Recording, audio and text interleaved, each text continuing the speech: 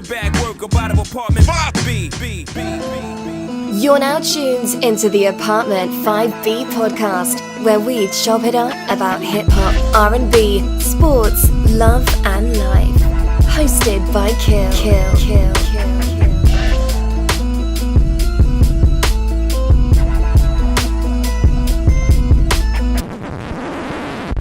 Oh, it all falls down. I'm telling you, it all falls down. Oh, it all falls down. I'm telling you, it all falls down. Oh, What's good? You see the Apartment 5B podcast hosted by your man Kel. I got my squad up here in effect with me tonight. I got my brother JR, the R&B guru, in effect with us tonight. What's going on, fam? What's going on, everybody? I'm gonna start calling you Fizdale. So it's all.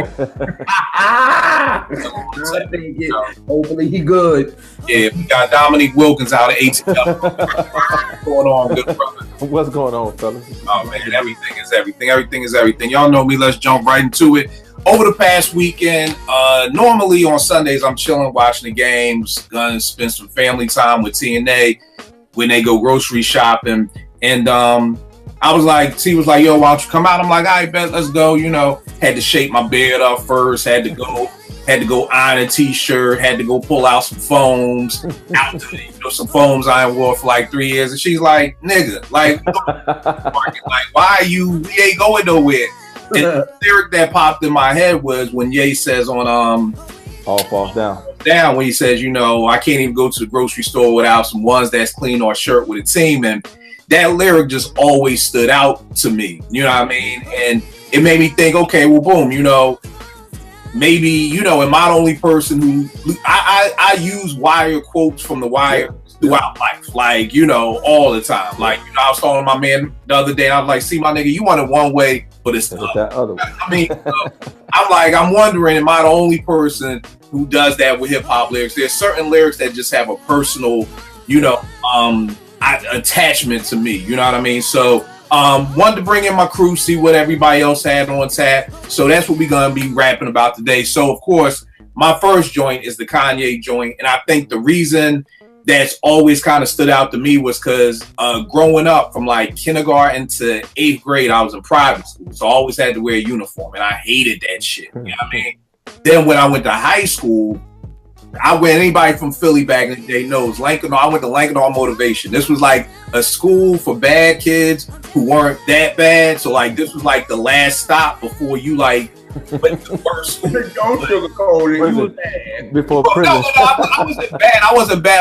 I didn't have the best grades in the world. You know what I mean? So my grades would have been like, yo, you need to go to King, which would have been like, you know, like that lean on me school, which would have been cool because all my people went to King, you know, but so it was like, all right, we're going to give you this last chance. And the thing about Lankenau was we had the baddest chicks, you know what I mean? Like hands down. So it was like, yo, you got to come to the school fly. So, you know, my mom was just like, all right, like she never really took my pop to court for child support. It was like, just pay the private school. So I'm thinking, okay, boom, he ain't paying for private school. Yo, I'm going to be laced. Like I didn't expect him to be hitting me with, you know, what the tuition was every month. But I'm going to be like, yo, I'll be getting a nice little check every month. Yo, this nigga gave me $300 for the whole school. I was like, yo, what am I doing with $300 for the whole school year, my nigga? Like, yo. And so my freshman year was just a bust. You know, the good thing, I was popular, so nobody really fucked with me about, you know, wearing the same clothes and everything like that and not being super fly. But for me, it just really, like, fucked up my self-esteem, you know. And then the next summer, I went and got a job at Foot Locker. And that's when I started boosting sneakers and doing what I was doing to make money and to be fly. But that kind of just instilled in me, like, yo, every time, no matter where I go, supermarket, you know, to the school, wherever, like, and it's one of those things is why I love that song. You know, I remember hearing it Self-Conscious, where it was just a spoken word piece before it became All Falls Down. But that's why I always related to that song so much, because it's something that, like, kind of, I ain't gonna hold you, still plagues me to this day. You know what I mean? Like, I got a pair of phones. I done spent $230 on a pair of sneakers I just wear to Nay's school, to wash the car, and to pick up the mail. Like, Word is bottom. Like, so that's why it's like, it's nothing but low, it's fresh fitteds, fresh everything, always gotta have a cut. So that to me is why, like, that lyric and that verse, and really to me, that whole song, stood out to me or whatever like that. So Yeah. You ain't the Lone Ranger, because for me, same thing. I got tired of having busted clothes, so I had to get me a job. And I'm 45 years old. If I go to the grocery store, I'm gonna look a certain way. right. Because there was a time that I couldn't, Right. and so now that I can, I will. Because I always made a promise to myself: when I could get what I want, I'm gonna get everything I want. Yeah, and I think that was like one of the things me and my mans was talking about. Probably because I used to buy sneakers real hard before Nay was born, because I was like, okay, I want to make sure that she laced and everything like that. I mean, I literally probably got 50, 60 sneakers in here, and probably only brought no more than 5 or 6 since she's been born, and she's 12. You know what I mean? So I just wanted to stack up on everything. But, me and my man was talking about how, like, even back in 88 when the Jordan 3s came out, my mom was spending no $130 on no pair of Jordans, which is why I feel like, well, for me at least, I don't want to speak for everybody my age, why when those retros come out, we got to get them, because it was like, I couldn't get those when they was out. So, I got to cop them now and everything like that. And like I said, that's one thing that I loved about Ye, because he kind of was an open book. And it's funny that the show kind of my young boy hit me earlier this week, because he just started working at a nonprofit, and he was like, why are you so good working with kids? And I was like, well, outside, of course, being a black man and coming from where they come from, I'm an open book. Some people don't want to share nothing. I share with you everything. I share with my kids all the mess ups I did, all the screw ups, all everything. So I'm an open book to them. And I think that's one of the reasons why I love Jay so much, was because he's an open book, because there's definitely some more Ye quotes down here for me. But Vern, which one of the joints that you got? We got our own thing, Heavy D. Okay. Don't clock anybody, let them all clock you. Don't be down with anybody, let them all be down with you. Stay self-managed, self-kept, self-taught. Be your own man, don't be borrowed, don't be bought. That was like my theme song for my senior year, man. And it's funny, only in retrospect that I think about how much Heavy D influenced me, because he was kind of like the everyman. I mean, I wasn't no thug, I wasn't no D-boy, I wasn't the smartest, but I could kind of flow in any circle, and that song, those lyrics kind of embodied that for me. Yo, good bro. Tell me that. Say that line one more time, big. Don't clock anybody, let them all clock you. Don't be down with anybody, let them all be down with you. Stay self-managed, self-kept, self-taught. Be your own man. Don't be borrowed. Don't be bought. Yo, that's dope. It's funny. I started putting up around my teen center hip hop lyrics. I'm gonna have to print that one out. Yeah, put that one up, because that's huge. Yes, sir. That's huge. That's huge. JR, R&B guru. What you got, good brother? Well, my first one is actually a hip hop joint. It's Big Unbelievable, and it's when he said his line when he said it sounds the men in the car we sent it. If I said it, I meant it. Bite my tongue for no one. Call me evil or unbelievable.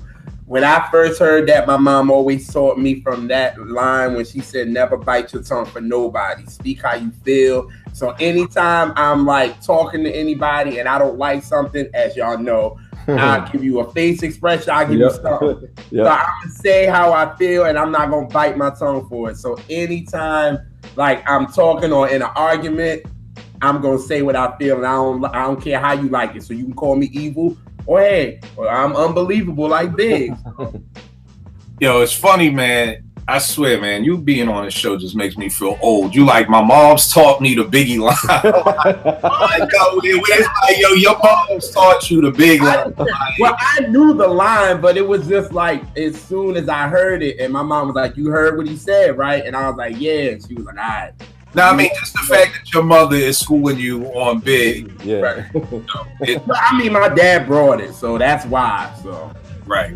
Now, I feel you, but it's not like when I was growing up, my mom was like, yo, nigga, did you hear what Bron just said? I mean, she wasn't like, yo, you heard DMC just told you he's the king, my nigga. You the king. What DMC said? He's right. My mother was not quoting any hip-hop to help my self-esteem grow. That's dope that your mom was like, yo, you heard what Big just say? Yeah, like, it wasn't going down in my house. The next joint I got, I'm gonna try to switch it up from same artist. I'm gonna go with Sweet.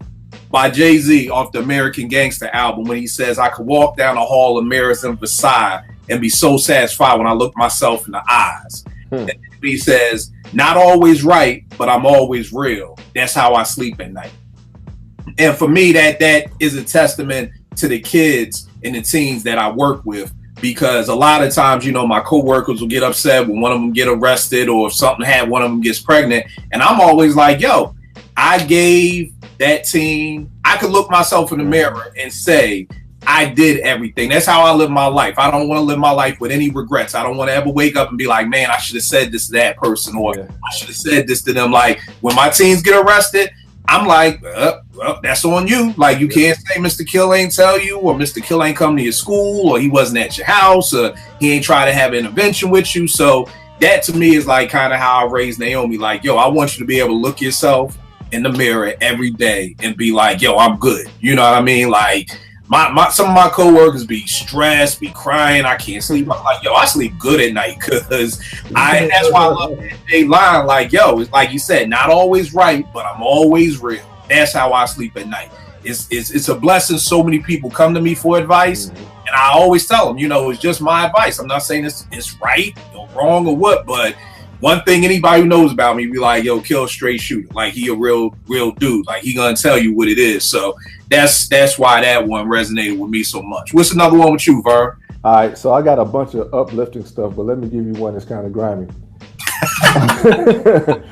Let me tell y'all dudes what I'll do to protect this. Shoot at you actors like movie directors. I've got two younger sisters, and my younger sister later on in life told me, even though our dad lived with us, she told me I was like a father figure to her. So I got two sisters. I got my mom, I got my wife, my two daughters, and my mother-in-law. And if y'all ever see me on the news, just know somebody messed with one of them, bro. Let me tell y'all dudes what I'll do to protect this. Shoot at you actors like movie directors. Jay-Z from PSA. Yeah, that's real, bro. That's real. I like how he tried to come in with it's gonna be some uplifting stuff, but we gonna start off with the violence. Then we'll come back with the inspirational, spiritual. Don't get twisted. I will shoot y'all niggas. So I he on his Fonte, I will murder you niggas. Like don't, bro. So help me God. Don't help me God. Don't do it, y'all. Don't. JR, what you got up next, man? All right, now we're gonna get to the soulful stuff. All right, this one is the staple singles "Respect Yourself," and this line is when Mavis comes in and says, "If you walk around thinking that the world owe you something because you're here, you coming out the world backwards like you did when you first came here." But I always listen to that literally like once a day, because it's like this world doesn't owe you anything. You have to go out and get yours. And if you're going to sit up there and feel like the world's going to owe you something, then you're never going to win.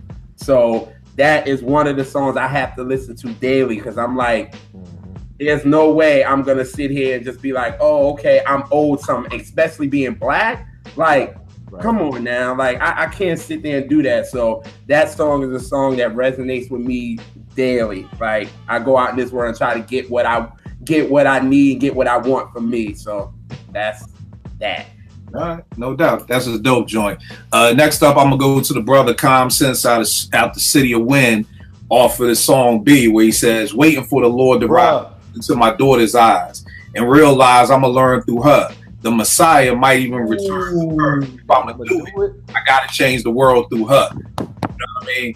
So it was like that one for me was just so real, because it was like having Naomi. It was like, yo, I gotta make sure she's doper than me.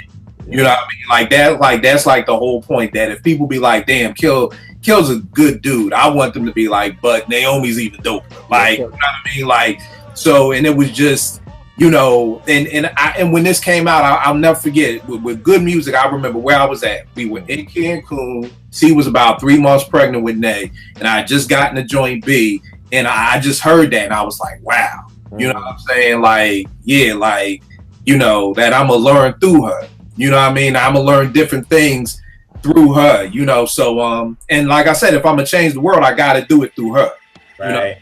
You know? So that was the huge piece. Vern, I saw you agreeing. Was that one of yours? Bro, yes, it is. For the exact same reasons. Y'all know how I feel about my baby girl, man. I'm extremely proud of her. And she's gonna extend everything that I did or couldn't do. So, matter of fact, that B album, 8 Under Softball, that was like our soundtrack to all the games.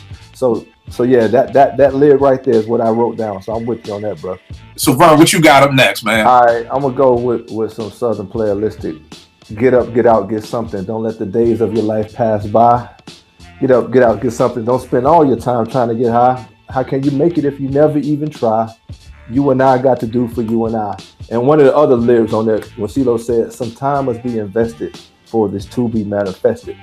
I'm in sales, and like for the first couple of years, dog, it was slim pickings, man. But somebody told me, if you do something positive every day, you're planting seeds. And if you keep doing that, then you're going to be successful. 20 years later, a newbie comes into my office and asks me, she says, what's your secret? You know, you've been number one for the last couple of years. I was like, my secret, I was really insulted. My secret is grinding for 20 years, leaving the house every Saturday morning at 9 when everybody's still in the bed and coming home at 6 or 7. I got to get up, get out, get something. I'm tired of not having nothing. So that definitely speaks to me. Yeah. Get up and get out. That's an anthem right there. Yes, sir. That's an anthem right there. You know what I mean? I mean, everybody verse is yeah. But CeeLo definitely sets that thing off right. JR, what's another joint for you? All right, my next one is coming from the late George Michael, and the song is Freedom. And this song really hit me when I turned 18 because I'm the only kid, so I was very sheltered. So my family, of course, had their own vision of what they wanted me to be. So finally, when I got to college and realized this is not the life that y'all want for me, ain't the life that I want. And when I listened to George Michael's Listen Without Prejudice album, which is my top 5 album of all time, and that second like chorus when he said, I think there's something you should know. I think it's time I stop the show. There is something deep inside of me. There's something I forgot to be. Take back your picture in the frame. Don't think I'll be back again. I hope you understand. Like when I realized I was growing into my own man and my family really didn't understand it. They like, well, why are you doing this? And I'm like, I've been under y'all for 18 years. Like, let me do me. You know what I'm saying? And I finally found the answer where it's like, it's all right. You gonna do you. Yeah, I'm gonna make some mistakes, but let me do it. I don't want to look back at my life and be like, okay, I didn't do this because my mom or my grandma or my grandfather or my uncle, they wanted me to do this. And I was like, yo, from that moment, it was like that song right there was a changing moment in my life. So that song is very, very dear to me. So that's why that part right there, when he said, listen, take back your picture in a frame and I don't think I'll be back again, hits me to this day because that song really changed my life. So that's what's up. You know, here's something I don't even feel like hearing your mouth or seeing your face. I've never heard that George Michael album. You know, a lot of people didn't. And he went through a lot for that album because he didn't, you know, the label wasn't here for it because he didn't want to do no videos. He didn't want to do really no promo. He just wanted people to listen because he was so, you know, that Faith album took him out of here. And yeah, he didn't want that. He's not that Fame type of dude. He like, listen, I just want you to hear my music and that's it. So this album, he was like, I just want people to hear it. That's why if you looked at the cover, he ain't on it. You know what I'm saying? Like he just wanted people to hear the music, and the label was pissed, and he went through a lot of stuff with the label, and he had to sue the label, and it was a lot. But that album is life changing, and it changed my life at 18, really. So was that his last album he dropped before he died? No. He had Older after that in 96. Then he was dropping like singles and all that, but I know that's not. Listen Without Prejudice came out in 90, so all right, came out. Go after that. Cool. The next joint I got up from Nas, The World Is Yours. I wanted to put that, but I was like, somebody gonna put it, so I was like, nope. But here, what was the line you was gonna use though? Shoot, it's a couple. All right, I'm going with this joint. I need a new nigga for this black cloud to follow, because while it's over me, dark to see tomorrow.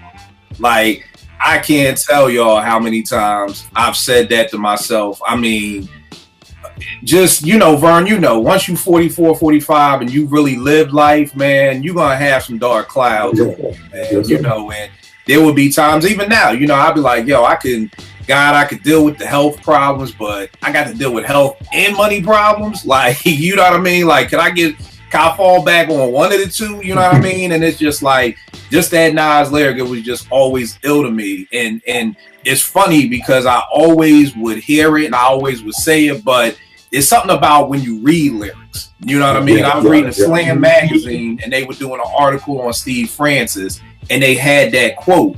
And that was the first time I saw it.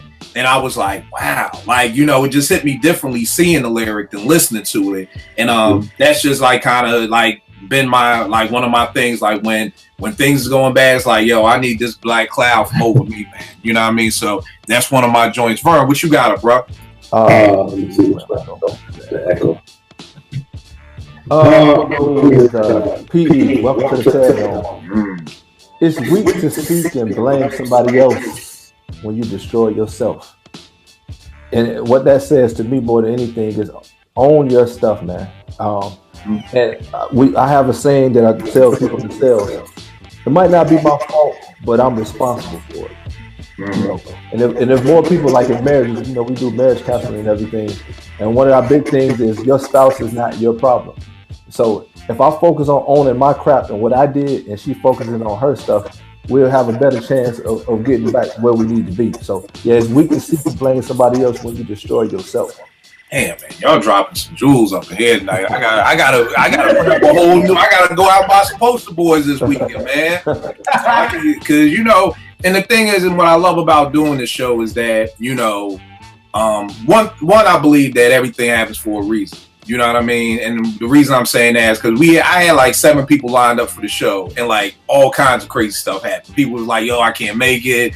John is crashing. So, I believe that, it may have been too many people, too many different stuff flying around. And this is something that I just don't want to take back to my teen center for my kids before a lot of people, because a lot of people, if you let the media tell you hip hop is an inspiration, right? You know what I mean? Hip hop is the reason, like Chris Rock was joking, like hip hop's the reason everything's wrong, whereas there are important lyrics that you can pull from this, and like I said, just so to me, this is dope to me. So yeah, I definitely appreciate that. JR, what you got up next, bro? All right, Soul to Soul, Keep on Moving. Yeah. And the first line, keep on moving, don't stop like the hands of time. Click, clock, clock. Find your own way to stay. This time will come one day. Listen, that just is self-explanatory. Like, you got to keep moving in your life. I know bad things is going to happen, but you don't stay down all the time. And you know what I'm saying? The sun will come in the morning. You know what I'm saying? That's the way I look at it. So this song's mad inspired. It was from either this or Optimistic by the Sound of Black. One or the other. So I was like, I'm going to go to Soul to Soul. So I went there. All right, but the one of the joints I'm going to go with, it's a new joint. Fonte just dropped it, Expensive Bean. I heard about that. Oh, boy. Yeah, you got to check that album out, Jake. You got to check it out. Okay.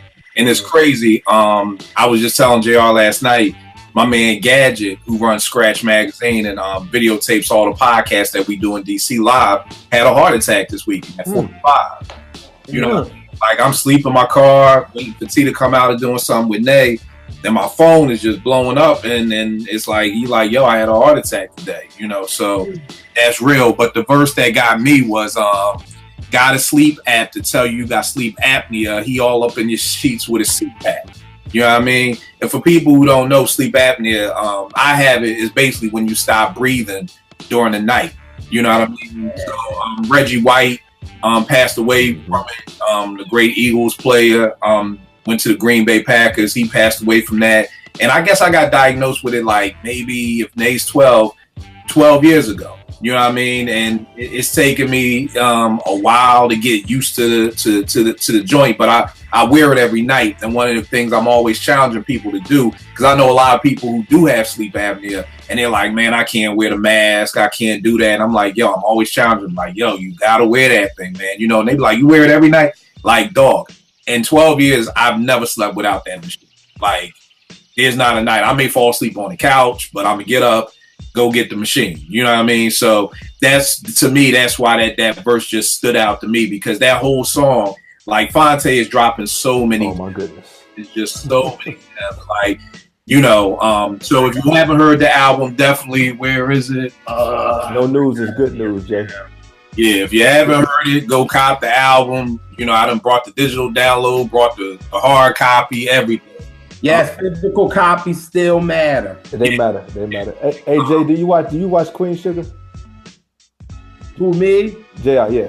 No, I haven't, but my mother is on it. She be like, you need to get on it. You don't watch Queen Sugar? No, I don't. He got a line in there. That's why I asked about. Yeah. With the borderline. Like, oh, all right. I'm gonna see now. Okay, well, I got my Fire Stick, so I'm gonna have to go check it out. Yeah. That's my banger right there. Vern, what you got him next? All right, so keeping on the Fonte thing, Through the Night on that Tigalero album with him and Eric Roberson. Mm-hmm. I think this verse should be taught at every marriage counseling session, premarital. He says, so many try to be Mr. Man, but when the bull itch hits the fans, you really telling your kids you risked it all for that trick off of Instagram? No, don't do it. Mission abort. These streets ain't a game and it isn't a sport. Better learn how to pass the issue. Your crap will get torched. Bruh, I mean, that is so real, man. I mean, if you think about the consequences of what you do, it'll hopefully make you not do those things. So Through the Night, Fonte, that's my verse right there, bro. Yeah, it's crazy, man. That joint, you know, is so real, because I know so many marriages, and I would love to do a study on this, like how the divorce rate has escalated since social media. Oh, yes, sir. Because I definitely know it has. Yes. You know what I'm saying?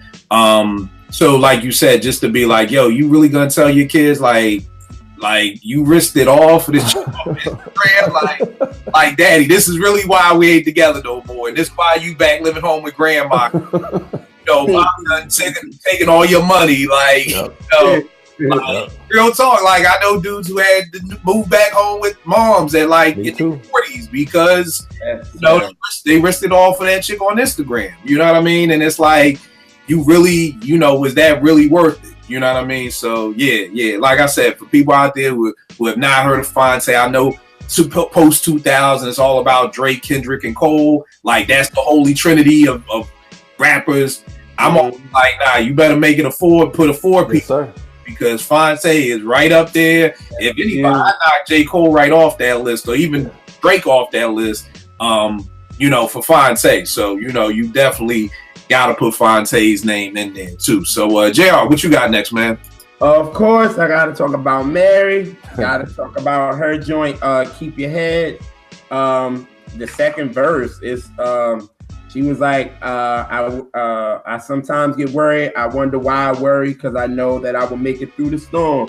I'm not trying to lose my cool, but in this world I do. The only person that's gonna miss out on everything is me. So it's like, yo, bad things will happen, but you got to keep your head above water, yo, because when you don't, you will drown out here. And this song is very, very personal to me, very personal. When I heard it at 11, it was just everything. So, all right, that's what's up. I'm gonna go with I'm gonna do an R&B joint real quick. Okay, me too. One of my favorite new artists was on the podcast with me and JR, PJ Morton. Mm-hmm. The name of the song is "They Gonna Wanna Come."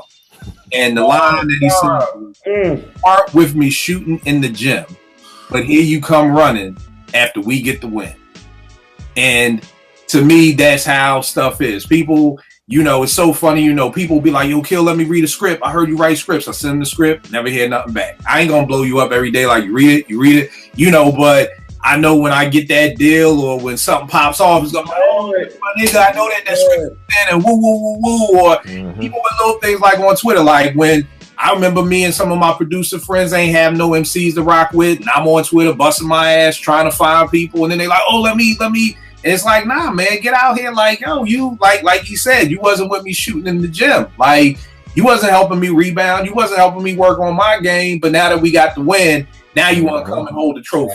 That's right. Now you want to come do all this. Like, nobody wants to be part of the process. You just want to be there when it happens. So definitely one of my favorite joints. I'm also throwing I got 2 joints from Black Star, and one is from Black Star, one is from Mos Def. Mos Def off of Black Star's joint, What's Beef? And he says, beef is not what Jay said to Nas. Beef is when working niggas can't find jobs. You know what I'm saying? And to me, that just it, because y'all know I do nonprofit. So for 18 years of doing nonprofit, I done been laid off 3 times. You know what I mean? So yeah, like that whole song, What's Beef, is so real to me, because it's like y'all talking about, like, I think Mo said something like it's realer than them songs that you hear on K-Slay, or, you know, y'all talking about this rap beef. Like, nah, like beef is when working niggas can't find jobs. Like, that's beef. Like, that's some real beef.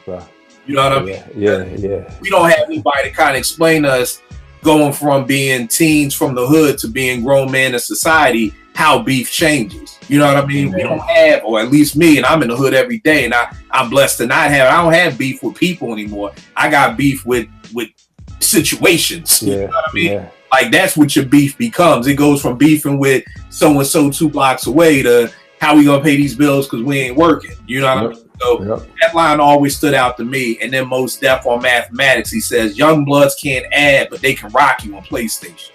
You know? And it's one of those things that, dealing again with my kids, my kids, we need something to help these kids be. Like, word is bond, like, I have people in high school that are reading on the 3rd grade level. Easy. You know what I mean? And that's not even, like, I would almost say that's probably the majority of most kids nowadays, because they push through the system. So, like you said, young bloods can't add, but they can rock you on PlayStation. But let me need my phone unlocked, or let me, let something happen. Mr. Kill, you play PS4. Let me play. These dudes know all the tricks. They got all the things. It reminds me, talking to The Wire, takes me back to season 1 when Wallace was helping his little brother. I think it was a boy, but homework, yeah, with his homework, and like the kid could not do the word problem, and then he freaked it. And it was like, well, what if you got 4 vowels and Bodie gives you this and woo, woo, woo, woo. He was like, and the kid closed his eyes and he got the answer. And Wallace like, yo, how can you do that, but you can't do this math problem? And the little kid was like, well, because Bodie will fuck you up if you fuck up the count. If the count wrong, that's right. If the count wrong, we got a problem. So it's like, so to me, that line just always stood out to me, because working with these kids, man, I'm telling you, we have this new generation, maybe the smartest, dumbest generation ever. Wiser but weaker. Yeah, exactly. These dudes do some amazing things. Give them a computer, they on it. Oh, this how I had kids. I was in one of the schools once, and I was trying to show a kid something on YouTube, but it was blocked. And the kid was like, "Move, Mr. Kill. Let me show you how to get that security system." I'm like, "Yo, you getting through DCPS security system, but you can't read." Like, so that's why that line always stood out for me. All right, what you got up next, man? I'm gonna go running far side. There comes a time in every man's life when he's got to handle ish up on his own. Can't depend on friends to help you in the squeeze. Please, they got problems of their own. Man, and for me, man, a lot of people come to me as like dumping ground. I'm blessed to have weathered some hellacious storms. But it's like sometimes, like, dude, you're going to have to ride this one out yourself. Ride this one out, bro. Because, my mom told me when I was going through something one time, she said sometimes God knocks down all the scaffolding, so the only thing that you can lean on is him. And like, for some people that come to me for habitual advice, like, dude, I've told you all the advice you gonna get from me. Apply what I've already told you and get back at me. So, it comes a time in every man's life, you can't go to your boy for no money or this. You're gonna have to just go 2 weeks without your lights being on. That's how it is sometimes. So that one definitely spoke to me. Yeah, that's dope. What you got, JR? Which way I'm gonna go? Well, since Vern brought some gospel up in here, I go that way. I'm gonna do my favorite gospel song of all time is "I'm Lost Without You" by BB and CeCe, and the second verse, when you pick me up those times I'm down, you make me laugh when there's no clown. No one else can love me like you do. Heaven knows that I proclaim the love I feel when I hear your name. There's no substitution quite the same. It's like I'm completely lost without God in my life. He helps me through everything. When I'm down and can't pick up the phone to call somebody, like you said, sometimes you just got to lean on him. You can't call a friend because sometimes a friend ain't going to be able to help you. So you just lean on him and he'll end up helping you out. So that song is powerful. It's my favorite gospel song, and it will remain that because I'm completely lost without God in my life. No doubt, brother. I'm gonna go with some Joe Budden. And the funny thing with Joe is that to me, Joe and Ye, they're two of the MCs who like I feel really wear the emotions on their arms, really put it out there like that. And it's funny what we were talking about before we started, just why people listen to different music, because like looking at Royce's new album, The Book of Ryan, it's a real personal album. And one of my homeboys who loves Royce read my review of it, and he was like, I like the album, but it's just too personal for me. Like, where are the bars? Where's this? Where's that? I'm like, it's in there, but it's kind of like, and I think Portia said this a couple of weeks ago, she said, I don't come to hip hop to be empowered as a woman. You know what I mean? Like, that's not the music I'm going to go to for that. With me, with hip hop, I want to hear about your personal life. You know what I mean? So, and I think Royce did a dope job of mixing. There's bars in there, but then there's also stuff that he went through in his personal life. That's the music that I love. So when people are like, yo, why you like Joe so much? Or why you like I think I shared before, when I went to go see my student Monet in the hospital when she had a stroke, a Joe Budden line popped in my head. You know what I mean? When, it's called Pray For Me. It's the first joint off of Move Music 4. And he says something like, when AM died, I was standing with Travis Barker, wishing there was something I could do to make him cheer up. So I prayed and he teared up. And like, that's what came to my mind when she had the stroke. And, I asked her mom and her sister, can I pray for her? You know what I mean? So that's why I love those cats. But the joint I'm going off of, I'm going to start off with Sober Up. It's off Move Music 4, 5 mic album, in my opinion. I know nobody else agree with me but Joe. But he said, I really do. It's only going to be me and Joe. It says, at times I hate my reflection, and others I'm conceited. Half the time I'm arrogant. Other times I'm vengeful. At times it's to convince you. At times it's to convince me. Done a lot of wrong, but I ain't never felt resentful. It's been so many times I lost track of who to repent to.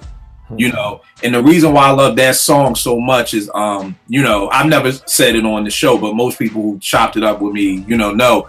Growing up, I grew up, Vern, we was about the same age, and I don't know how it was down south. In Philly, dog, like, I got killed for being dark skinned. Like, I got killed for it. Like, yo, and this is why when I'm talking to my teens, I'm always sharing with them when, like, they joning on each other. I'm like, yo, stop that. Because that stuff affects people. I can tell you the first dark skin joke. I know I'm 44 years old. It was first grade. My man Rodney Mitchell was like, yo, Kill, you can't go outside at night. I was like, why? He said something like, you can't because you can't close your eyes at night or something like that. I was like, why? He was like, because they'll lose you or some shit like that. And it was just like, damn, man, this first grade, and I still remember that joke, 40 some odd years later. But growing up, like, I had real low self-esteem because girls would be like, oh, Kel, you nice, but you too dark. Like, I can't rock with you. Like, you just too dark. And it was crazy because going into 9th grade, like, I got to high school and all these girls was loving me. I mean, like, I'm a freshman, sophomore, juniors, seniors was loving me. And I'm like, yo, what the fuck happened? And it was just dark-skinned dudes came in the style. Like, you had Daddy Kane, you had Bobby Brown, Johnny Gill was on the joint, Kim was out, Big Daddy Kane. And I was like, oh shit, like, yo, I'm hot. Like, I'm hot. I'm wildin', dog. Y'all like, yo, man, I was wildin'. Because here's the crazy part. I didn't know when I was gonna go back out of style. Like, I literally looked at this like a style. Like, I said, okay, well, I'm going to rock this. We going to rock these. You're going to ride it till the wheels come off. I don't know when I'm going out of style, And thanks to Morris Chestnut, Tay Diggs, all the mother Makai Fightful, Omar Epps, all the mother dark-skinned brothers, we still in style. But now I'm dead serious. Y'all think I'm joking. And the funniest thing about that story is whenever I'm talking to somebody and I tell that to a woman, they be like, I always love dark skin. I'll be like, yo, shut the fuck. Y'all just stop. I'm not making this up. I'm not crazy. Now it's cool to like dark skinned dudes. It's like, because no woman has ever been like, you know what, Kill, I was like that. Like, and I don't know if they just can't admit it, but I'm like, yo, nigga, I'm not crazy. Y'all was not rocking with his dark skinned folk, especially when I'll be sure. I'll be sure. Like, come on, dog. Y'all was not Christopher rocking. Williams. Yeah, y'all was not like. It's like how Charlie Murphy said on that Chappelle episode. Me and Eddie was the darkest people on the planet, like in '84. Like there was nobody darker than Charlie and Eddie Murphy. So that verse just, there are times that I still kind of sometimes struggle with that. So when he says, at times I hate my reflection, others I'm conceited. There are days when I'm like, yo, I'm the shit. Like I ain't gonna hold you. But then there's other days when I'm like, damn, should I shave my beard? Should I keep the goatee? Should I cut my? There are other days I'm still unsure about myself. So when I heard that verse, I was just like, wow, like that's real. You know what I mean? And then when he says, done a lot of wrong, not really that I ain't never felt resentful, but I've done so many people wrong, I've lost track of who to repent to. Like I literally wish that I could just literally go back and apologize to like every woman I did wrong. Like, just on some shit like I didn't know no better. You know what I mean? And it's one of the reasons why when I'm giving out the haircuts at my teen center, I'm always in my boy's ear like, yo, treat these girls good. Like if you don't want to have a girlfriend, that's cool. But then don't tell her she the only one. Like let her be able to date the same way you're dating, because one of my homegirls said this to me. She was like, Kill, the thing that I hate about y'all men is y'all tear women apart for years. Then when you want to settle down, you want a woman that's perfect. You want a woman that has no damage, but y'all are the ones who have damaged us. And I'm like, wow, like that hit home to me. So, wow. And the other Joe Budden joint I got is called "Are You in the Mood Yet?" It's off Mood Music 2, and he says, "Seems like money goes by too easy. It's why I hate that my job only pays bi-weekly. Hoopty done shitted. You spending more money trying to fix it than when you did trying to get it." You know what I mean? And it was that like I used to have a 2000 Maxima, y'all, and that thing just every time I went to Tires Plus, it was like holding your breath. Like it was literally like drop the car off, like, oh god, I just need an oil change. What you gonna hit me with that? Oh, it needs 2 catalytic converters, and you got the Maxima Sport Edition, so it's got 2 catalytic converters, so you need to get got this, got that, and you want and I just would be like, god damn, man, this car cost me more money than when I even got it in the first place, so that line. And then he says, depression starts talking, and his voice is raspy because he ain't shut the fuck up in 3.5 weeks.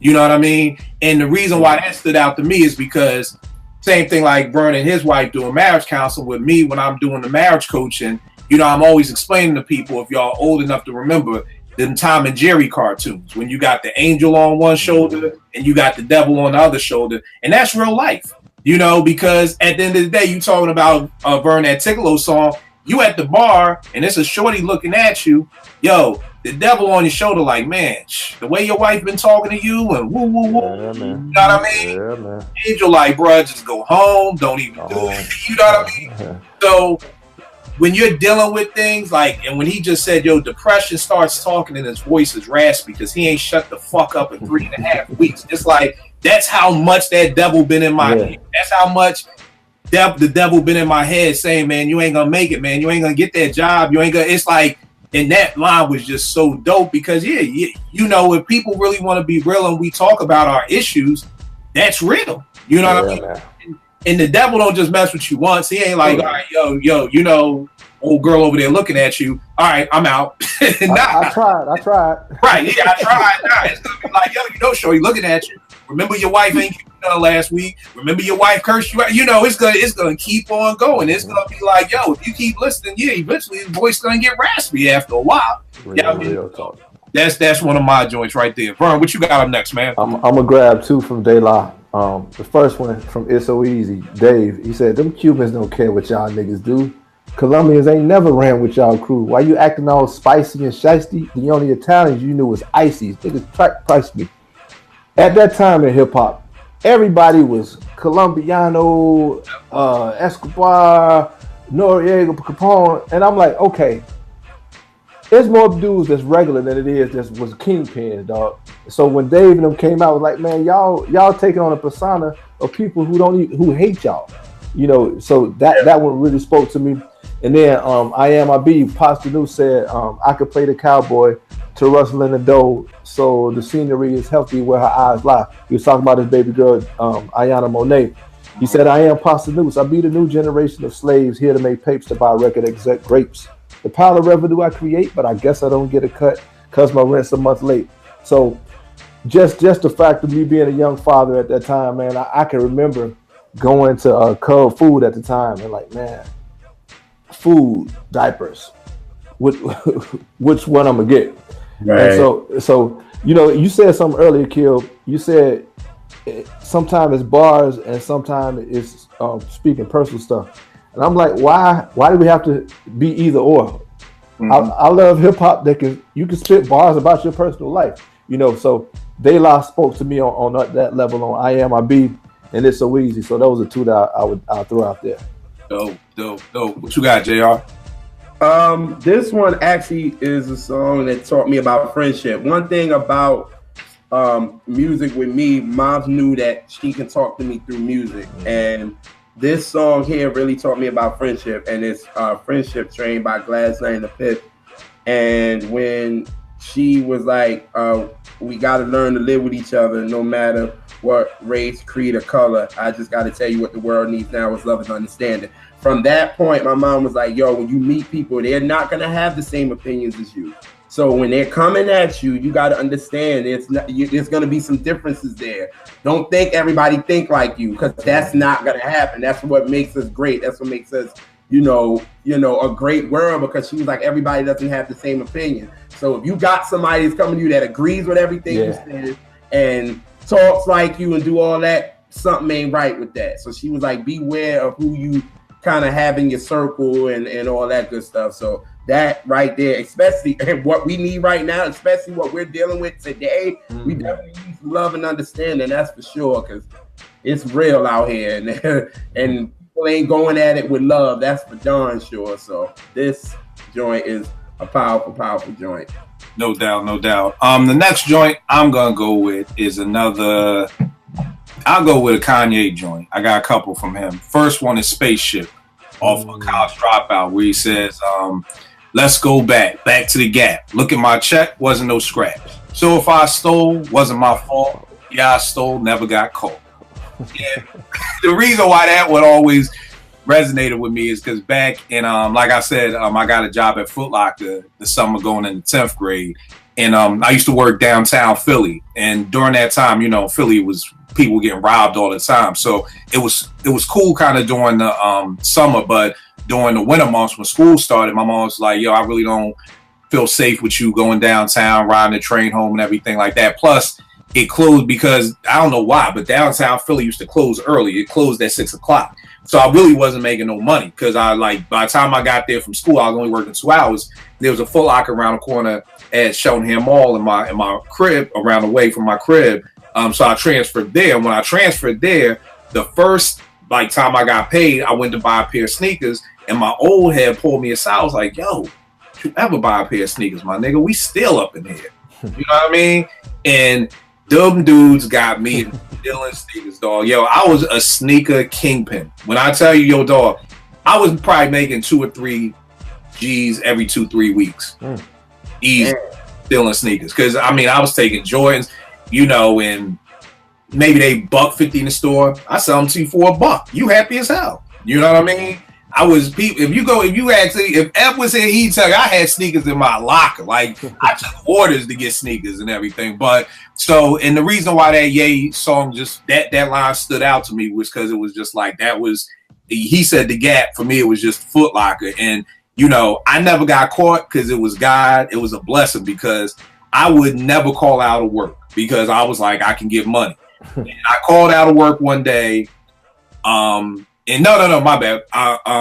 My manager called me in the office and he was like, Kill, I gotta let you go. And I was like, why? And he was just like, yo, we had an audit. You know, we some dudes from the hood. We ain't know nothing about no audits. We ain't know nothing about, you know, none of that stuff. So he was like, yo, we had an audit. To be honest with you, I don't know, you know, who's stealing or what, but I'm just letting I gotta let you go. You like the first one I'm gonna let go. And I'm like, damn, you know. Then the crazy thing was that I didn't want to tell my moms I got fired, so I would keep wearing my Foot Locker uniform. Old guys Avenue like this outside Pagano, still with a Foot Locker uniform on, because I didn't want my mom to know I got fired. But like literally the next maybe 2 or 3 days later, all my peoples got caught, got arrested, had to go to court. and everything, you know. So I didn't get caught, you know, and to me that's just God watching over me because it wasn't me. And then the other verse from Spaceship that I love is lock yourself in a room doing 5 beats a day for 3 summers, you know, because that was me. I would come home and it was just like, yo, I graduated and I was like, yo, I gotta make this happen. I like gave myself, I said, I'm gonna take the summer, I'm gonna make beats, I'm gonna go to New York, I'm gonna stay in Brooklyn, I'm gonna do all this stuff, no pop, I'm gonna just be, you know, be a teacher or whatever. And then I got the job at EAA in Baltimore at Morgan. But like that was my thing. It was like, yo, and again, I think that's why, you know, with Ye, I loved his music so much because I related to so much of it. Another line was from Drive Slow, and he said, and walk around the mall with the radio face off. He was talking about him and his old man to run with, and I used to run with this cat that lived on my block. And dude was like, yo, dude was driving since he was 13. You know what I mean? Like his mom's had an Amigo. I don't know if y'all remember the. Yeah, I remember the Amigo. Oh man, the Amigo, JR, this is way before your time. But the Amigo, man, was a nice little Jeep. The back was soft, so you could take it off and be like a little half convertible joint. Yo, we 13 up in an Amigo, man. You know what I mean? Like wilding and like, yo, we go to the mall, he popped the radio face off, he walking around with it, and it's just like, yo, who these 2 little kids? Like he's 14-year-old dude dropped a Bigo with Suzu, had nice red joint too. So those joints stood out for me. And the last joint, I forgot to write it down, so I'm gonna try to quote it the right way. It's off of Can't Tell Me Nothing. When he says, you know, I had a dream I could buy my way into heaven. I woke up and spent that on a necklace. I told God I'll be back in a second. Man, it's so hard not to live reckless. You know what I mean? And to me, that verse just always stood up to me because it's like sometimes you feel like you know what you got to do, but you be like, God, I'll be right back. You know what I mean? Like there's plenty of times, and a quick jewel for anybody out there that's married, man, this is a jewel. Because I used to always tell God, no, thank you, you know, and I thought that was just nicer than just being like, no, God, I'm not going to do that. So I say, no, thank you. But it'd be times that me and T would have an argument and God would be nudging at me to go upstairs and say something to her. And I'm like, nah, God, not now. Like, nah, I ain't going to do it. And then when I finally would decide to do it, you know, I'd come upstairs and she'd have an attitude, not have an attitude. We just end up arguing. And what God would show me from that is that when I'm putting something on your heart, do it right now. And it's almost the equivalent of a quarterback throwing a pass. The quarterback only has that much time to zip that pass for that receiver to catch it. And if he does it too soon or too after, it's an interception. You end up losing ground. Versus when God is tugging at my heart for me to go upstairs and apologize, God has her heart open to receive that apology. You know what I'm saying? But if I wait longer, now her heart's done closed. So now your receiver ain't open no more. You see what I'm saying? That's good stuff. That's good stuff. That right there, like that right there is something like I always teach couples. Like when God is telling you to do something, go do it because the opening is there for you. But if you want to wait till your time, the opening's not going to be there for you. And then, like I say, you end up losing yardage. You may have a pick six from that when you could have had a touchdown. Yeah. You know, so that to me, like, you know, the whole thing, you know, I told God I'll be back in a second. Like, you know, God, I know I'm supposed to be praising you, but I gotta come over here and smash these IG models real quick. I'll be right back though. Like, I know who you are. Like, I got you. Like, I see you. But I'll be right back. I gotta do this real quick. And if I do this, so you know, how many times have you said, yo, God, if you get me out of this one more time, one more kid, you know, I think Jay said it on something off American Gangster. He said, you know, I looked to the sky, said, God, I apologize, give me one more try. Like when I sell this first key, I'm out the game. It's like I think we have all been in a situation where like, God, hook me up one more time. That's it. I'm not supposed to no more. If you don't, you know, I am done. So those are my 3 Ye joints. Vern, you got any more left? Yeah, I got a couple. The first one is off of 3 Stacks did the guest verse on that Lloyd, dedicated to my ex. Ooh. I'm well aware that you can bring a man to his knees and get what you need without saying please. But can you bring a man to his feet when defeat is on repeat and they trying to put his Grammys in the street? There's so many killers out there who, you know, yeah, you can knock a man to his knees, but can you bring him up when he losing And so, okay, so piggyback to, there are a few things that are forever, my lady. We can make war, make babies. Back when I was nothing, you made a brother feel like he was something. That's Method Man and Mary J. You know, you're all I need. I'll be there. For me, man, like I tell people, if the music ain't speaking to me, life is too short, time is too precious for me to just be filling my spirit, my head up with garbage. I mean, I was even in we was in our marriage class this week. Not to get too deep, whatever. But I was just telling them, for me, I love Eric Roberson and I love Layla Hathaway. But they got a joint called Dealing. It is a dope song. It's a dope song. But I can't listen to that song. Me either. Me either. I thought I was the only one. That's why I was like, Hold tight. What's wrong with the song? Where do we go from here? What do we do with these feelings? It's a creeping song. Basically, yeah. And the video is crazy because they all at like a couple get together or whatever, and they doing like karaoke.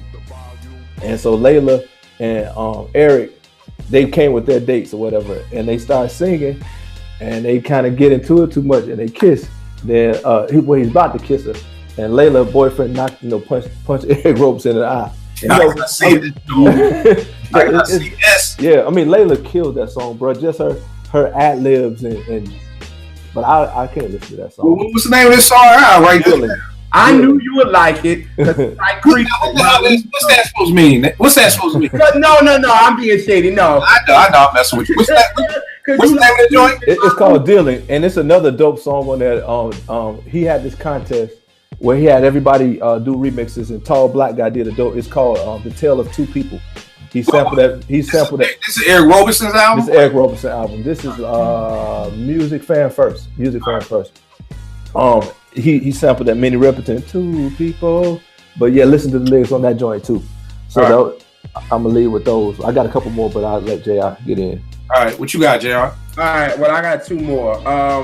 The first one is, this just reminds me of my family on a Friday. This is why I love soul music so much, because every Friday we would sit and have the records playing, and everybody just talked about their Fridays, and me listening to them stressed about work all week. Now I get it. But it's like anytime when Eddie starts with Family Reunion, he says, It's nice to see all the folks you love together, sitting talking about all the things that's been going down. That anytime I start playing music on my record player, the Family Reunion album is the first one I play, and it just reminds me of all my family. You know, God bless the dead, my grandfather, my dad, and we all used to just sit around and just listen to music, and it just felt so good. And that verse, anytime I listen to that verse, it just reminds me of me running around as a kid, just listening to this, not knowing I'm gonna fall in love with it. Yeah. And now, look where I'm at now. Now I'm in love with the music. So that one, and the last one for me is Janice, Accept Me. And this is the B-side of Every Time off the Velvet Rope. And it's basically accept me for who I am. Just try to understand, because that's the way it is. You know I can't change you, but then again, I don't want to. With that, just accept me for me. You know what I'm saying? Yeah, I like to drink. I like to listen to my music. Yeah, I get loud. I like to be funny. And hey, if you can't respect that, then go about your business. You know what I'm saying? So that song, I definitely listen to every day. Accept Me, because it's like, if I'm gonna accept me and you can't accept me, then I ain't even gotta be cool with you like that. So that song is just powerful for me. So those were the last really two that I had. All right. Well, I done did all my inspirational stuff. Let me get into some record stuff now. I got Showbiz and AG's 40 Acres in my props. Show says, they say a BMW is a black man wish. I wish for SB 1200 and some discs. And that was huge for me because that came out my freshman year at Morgan in 92. And me and my man Rallo just wanted to make beats. You know what I mean? And this was not making beats now where you just get an iPhone and it comes with GarageBand and all that. Nah, shots fired. Right, all that. Like, yo, that's was like $2,500. Like, you know, for 2 college students, it was like, man, where we gonna come? And then you just didn't need an SP, then you need a receiver and speakers, and you know, you talking $5,000 worth of equipment, and we talking about in 1992. You know what I mean? $5,000 a lot of money to me now in 2018. In 1992, that thing was like robbing a bank or whatever. So that always stood out to me. Just on some Philly stuff, episodes off Philadelphia Half-Life with the Roots. Malik B says, HRM Old Gonzad, Brickyard the Hollow. Niggas were snatching gazelles and flipping pockets for the dollar. You wore your little rope chain in West Oak Lane. The niggas from Logan came to X-Store. We know the game.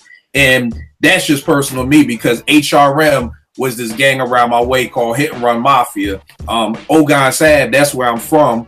And then when he said you wore your little rope chain in West Oak Lane, that's my neighborhood, West Oak Lane. The niggas from Logan came to X-Store. We know the game. In Philly, we always call getting robbery, getting extorted. You know what I mean? So we'd always be like, oh, that nigga got extorted last night. Like, we really never said, oh, he got robbed. Like, that nigga got extorted. And then when he said the niggas from Logan came, there was this crew of dudes in Logan called UNLV, United Niggas of Logan Valley. Yeah, you know what I mean? So it was like just that one little line just like basically embodied like high school for me, because it was like, yeah, you always had to tuck your chain on a train, or, you know, in fact, now looking back, I don't know why I would spend like $200-300 on a pair of, like, you know, Porsche sunglasses, or, you know, whatever, Alpinas, just to have to stash them. Yep. You know, when, you know, because I ain't gonna hold you, I wasn't built like that to be. It was like, I don't care, I'm rocking it. Like, me and my crew wasn't built like that. We was definitely, you know, rocking it, but like, all right, we getting on the train, take all your shit off, and let's, you know, but I don't know why I'm buying these rope chains and all this stuff just to tuck. Then in the second joint, Push Up Your Lighter off of Philadelphia Half-Life, just the way Thought sets us off. Southeastern Pennsylvania Transportation Authority is what I'm probably on, if I ain't whipping a land throughout your section. Our bus company in Philly is called SEPTA, and it stands for Southeastern Pennsylvania Transportation Authority. You know, so the first time I heard that, I was like, ooh, like, that's you repping the city to the fullest right there. Like, you done made SEPTA sound cool. Like, you know what I mean? Like, you done made that sound dope. You know? So I was like, that's crazy. Another one of my favorite joints is Tribe's Midnight, where Q-Tip says, scared money don't make none. You know, that's always been like, because I don't gamble. Like, you know, I when I go to Vegas, it's not to gamble. You know, like, I selfishly bet on a game. Like me, they just put the MGM out here. Me and T went in there. We ain't know what the fuck we was doing. Like, I have no idea how we even get a card. We just like David Buster's. Like, do I get a little card? Do I swipe it? We ain't know what the hell we was doing in there. So to me, that's me. Scare money don't make none, because if I lose $10, I'll be like, God, that was $10 I could have spent on this, or that was, you know. So I couldn't even imagine losing like $4,000. Like, I'd be damn near suicidal if I lost $4,000. So, you know, that's always been my thing. And then off the same album, Midnight Marauder, Q-Tip says off of Steve Biko, I really can't say I guess I laugh to keep from crying. So much going on, people killing, people dying. Yeah. You know? And that's always one of my phrases that, again, I'm telling my coworkers or I'm telling my kids. It's like, yo, I just laugh to keep from crying. Someday, I laugh to keep from crying. So that's some of mine. Vern, what you got left? I got a couple more. All right, so Heavy D, talk is cheap. So Money, knock it off with the tough guy imagery. You think I ain't tough because I don't talk tough? Scrimmage me. You know, like I said, I ain't no gangster, I ain't no thug or whatever, but bro, I ain't no punk. So, you know, all that rah-rah you talking, dude, I done seen many a cat get done up by some little quiet dude, you know. So that's one of mine. Phife Dawg, I never let a statue tell me how nice I am. You could apply that to, I never let a car tell me how nice I am, my clothes or whatever. It just spoke to me about being confident in who you are, regardless of what, if you got the trophy or not. Stay far from timid, only make moves when your heart's in it. Sky's the limit. Biggie Smalls, obviously. Then I'm gonna veer off on two. Gregory Porter and Layla got this joint called Insanity. And it says, sometimes lovers can be angry till the end, but it's always the friends inside that will make amends. Do we ever lose our way and try to say that love is a losing game? We will never be the same. Bring your love back to me. Stop this insanity before we go too far. You know, we talked about this on one of the casts before, Kill, where if you're friends with your woman, love, people say all we need is love. That's not true. Because sometimes you ain't gonna be feeling lovey-dovey. Vern, hold that for 1 second. One of my favorite quotes, another movie I quote to death, Love Jones, man. People out here skipping and falling in love. Somebody please tell me how to state it. Yes, sir. If you're married and you don't understand that line, then you ain't wait. If you don't get it, then I understand. But that's it. I'm getting so many gems from y'all when it's time to get married. Hey, that's what we're here for, bro. So we can tell you that the bridge is out. I be thinking that love is it, and y'all like. Let me tell you something, Vern, and I'm sure Vern will echo this. Like is everything. Yes, sir. At the end of the day, see, yes, I've been with her 18 years. She's the mother of my daughter. I don't think I'll ever stop loving her. Now, do I like her?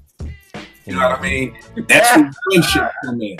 I got a lot of we all got a lot of relatives we love, but we don't like them. When they come out. Oh, okay, well, yep, I'm out. yep, man, I gotta go do such and such. Yeah.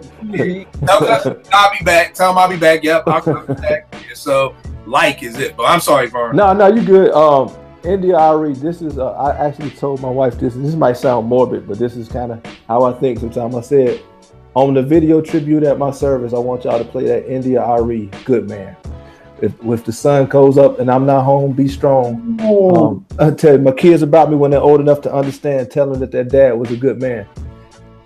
I mean, I get emotional even thinking about it, but because I grew up with my parents and whatever, but their relationship, they wasn't physically volatile, but they always argued. So I said, when I got my family, I wanted my family to be happy and love and want to be around me. Because my dad would come in his room and just close the door because he was stressed out about bills and all that kind of stuff. So like Mother's Day weekend, we all off subject now, but anyway, keep going, good bro. Keep going. We right where we need to be. Yeah. So I was me and my daughter went to get my wife something. And the lady was like, yeah, you could get this for your daughter and them to show that, they special. I was like, ma'am, no offense to you, but my daughters and my wife know like every day that they queens and princesses to me. So we don't wait for Valentine's Day and these special holidays for that. And my daughter said, Dad, I hope I get a man as selfless as you. Like, job done, ring the alarm. So yeah, India Ari, and then I'm gonna end it with two songs. Optimistic. When in the midst of sorrow, you can't see up when looking down. Woo! A brighter day tomorrow will bring. If you hold on to your dream, I'm messing up all the lyrics, but that song right there has got a brother through some stuff, man. And then the last one, Fonte and Zoe has a song called "Greater Than the Sun." And Fonte's verse says, the main event, not an exhibition. Taking your boy on an expedition, I think you better listen. Day in and day out, we do the same thing, trying to find the joy in our repetition. Always complaining about the routine and the mundane, but let me stop to remind y'all of one thing. Come hell or high water, you can count on the sun always rising in this untamed glory. So we always looking for these home runs, these Super Bowl moments, when life is mostly a lot of mundane things with little highlights here and there. So if we understand it like that, then we won't be disappointed. Because Instagram and Twitter and stuff got people lives all screwed up because we compare everything. Everything is goals. Jay-Z and Beyonce and this trip and that trip. Everybody looks good on their highlight reel, and that's all social media is a highlight reel. So Greater Than the Sun, Fonte said, I dropped down to my knees, made a vow to the sun that as long as you keep rising, then I will too.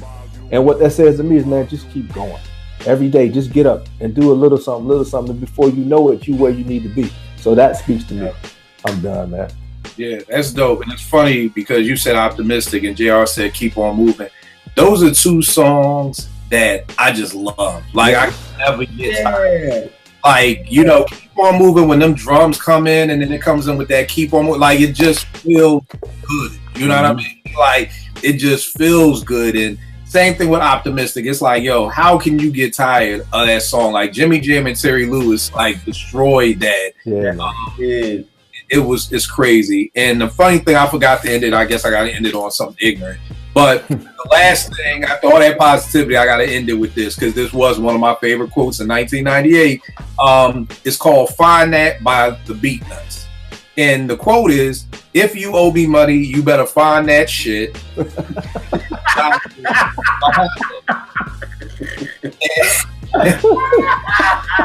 won't go with the who owed me money, but somebody owed me money. Why did you say this one first? I don't know. I just looked up at my sheet and I'm like, oh damn, I didn't say that, but I have to say this because it was like one of my favorite quotes, and I put it on my answer machine. So, like, if my mom called my house, it was, beep, if you owe me money, you better find that shit. and then Juju goes on to just repeat that over and over again. So, Holy kill! That was definitely. I had to put that. You had in. to balance it out, man. That was my quote. It's getting too deep. It was like I gotta mess up all the positivity. At the end of the day, this is why my pastor taught us, don't lend money. Just give it away. Yeah, man. Right. And give it away without it wanting to come back, then don't even do it. You know what I mean? And I tell people that. I still have people to this day be like, yo, I'm gonna pay you back. I'm like, bro, that was 8 years ago. Like, it's good. Like, we good. We good. You know? Because it's funny. One MC owed me money for a beat. And I saw him in the movie theater, and I couldn't even enjoy the movie because I'm talking Steve. I'm like, that motherfucker got large popcorn, like I'm breaking down like this big guy. I'm picking apart like, yo. I'm like, yo, do I even say anything? Like, chill out. Like, yo, you know, normally I'm like Sonny from the Bronx tell, like, yo, you got that nigga out your life for $20. Like, leave it. Yeah. That's good. That's good. That's good. Oh, you 100, just let it be. And I'm like, nah, because you know, tickets at night, that's girl, that's like popcorn and 2 drinks, and you got Twizzlers and M&M's, nigga. That's my $100 right there. Popcorn. I am done with you. Yo, you can't tell me that's not how it be when people owe you money. Yeah, man, you be counting. Yeah. Like, yo, what y'all doing this weekend? Oh, I'm about to go to Six Flags. Well, nigga, you gonna be 6 Flags short? Hey, I ain't the only person. Kim, you ever seen this meme? It said when people go on vacation with your money, and it's a plane, and it's a duck sitting on the window looking in at the guy on vacation who owe him money. Yeah, man. I'm like, I know I'm not the only person. Nah. I still have somebody who you know damn money. And do that. You know what? I forgot. Here's something positive. I'm in with positive. This is Mos Def again. It's one of the quotes I always tell my teens. It's from a song called Little Brother. And Mo says, but where you at, I've been. But where you at, I was. And where you been, I left. Utilize my experience to guide your steps. Mm-hmm. And I always say that to my kids because I'm like, yo, ain't nothing new under the sun. The same stuff. I mean, there's some new stuff. Keep in mind, we ain't have IG and all this, you know, nude pictures and girlfriends taking nude. There's some new stuff, but at the end of the day, at the gristle of everything, it's still all the same basic principle. So it's like, yo, where you at, I've been, and where you is, I'm like, we going. Like, utilize my mistakes to organize your steps so that y'all don't have to make the same mistakes that I do. But definitely a dope show, good brother. Prayerfully, this has inspired somebody. You know, it's somebody to say, hey, you know what? Maybe hip hop ain't all that bad. Or maybe, like I said, maybe until you actually hear the lyrics, you know, without the beat, maybe you heard something prayerfully. If you're married or in a relationship, you got a gem from Vern or me or something. Because truth be told, there was a lot of messages in here, you know. There was a lot of messages, you know, it was a lot of good verses and songs, but a lot of dope messages. So prayerfully, y'all got some from this. JR, let them know where they can check you out at, good brother. Oh, it's Music Soul Nick. That's with a Q. Every last Friday of the month, I am on WFDU 89.1. I'm doing my top 5 R&B bangers of the month, but I am really dedicated to my current R&B bangers that I do weekly because I want people to know that R&B is really alive and well. It's just mainstream ain't really feeling R&B like they used to. So I'm letting people know R&B is out here. Just check my website, jrworldofsoul.com, and I got you. I give you like 5 songs a week. yo, just check out, yo, R&B is alive and well. So that's what I'm trying to do. So Right, no doubt. And I gotta shout you out for sitting in on that little meeting yesterday. I finally, after years of searching, I found an R&B singer, a male R&B singer. yes, yes. Years of searching, you know, because here's the other problem with Twitter. There needs to be some Twitter bylines before you can put certain things in your bio. Like, you gotta pass. I don't know how many times I done looked at a bio and it's been singer, and I'm like, all right, let me go to your SoundCloud. Like, nope, not Thank you for saying it. Thank you for saying it. Thank you. Nope, you are not a singer. Yeah. Let us be the judge of that. Yeah. You are not a singer. Like, you are not the one. So, but one of the things me and Darius are doing is like connecting 2-3 weeks at a time to just talk about the project, what we want to do with it, and him being the soul guru. You know, he definitely has to be part of it. If you've ever heard me talk about it, and I'm gonna do a show on it eventually. One of the problems with hip hop is and music in general is we don't have great executive producers. We don't have people who sit back, and we don't have other people who sit back. So to me, there's no way that I could try to make a soul music project and not bring JR in. Like, that's like, you know, if you're a young dude, that's why so many people come to me on Twitter like, OG, listen to this. What you think? What can I do better? Like, it's the same thing. You know, I have no problem being older than JR. I'm not gonna say by how many years, but when it comes to soul, that dude is on it. So I don't have no problem saying, yo, JR. Yo, I done got so many followers because Kill be like, yo, check him out for R&B. And I'll be like, who is this? Yo, if something about soul, I'm sending them your way. So you know. I see that. I'm like, yo, who is this? They be like, Kill sent me. I'm like, oh, it is what it is, good brother. And Vern, give them all your stuff, good brother. All right, Twitter, VChannel10, Instagram, VEChannel10. And if you're in the Atlanta area or somebody that you know is in the Atlanta area that's looking for a mortgage, hit me up, 678-907-6970. Vernon Chandler, Southeast Mortgage. There you go. And everybody moving to Atlanta. Y'all got, got Love and Hip Hop. Y'all got Mona that took over Atlanta. Yeah, man. Y'all already know it is with me, Kill 889, willmakebeatsforfood.com. As always, I do, and most people may not know this, me and Portia do a I don't want to say hip hop. We do a book club once a month. Right now we're reading Questlove's new book, Creative Quest. You know what I mean? As always, it's always me and a whole bunch of women up there. It's just me and my man Vince.